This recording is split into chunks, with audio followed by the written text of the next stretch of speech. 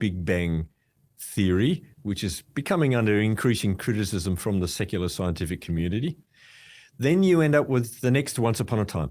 Once upon a time, a bunch of lifeless, simple molecules joined together, became a bit more complex, and then they became more and more complex and more and more complex. And so you had some moderately complex molecules.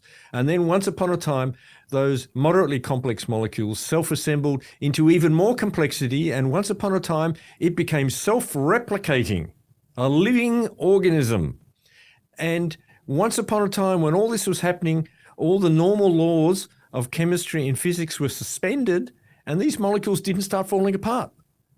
So I call it a once upon a time theory of the origins of life. It's not supported by observational science.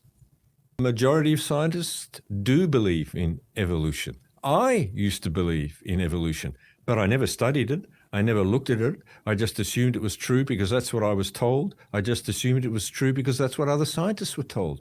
But when you look at the data and when you look at the science, you make the tests, you make the measurements, you do not see simple molecules self-assembling into complex molecules, surviving the oppressive forces of time and water and temperature, pushing them back in the opposite direction and becoming more complex. You do not see that. That's not observational.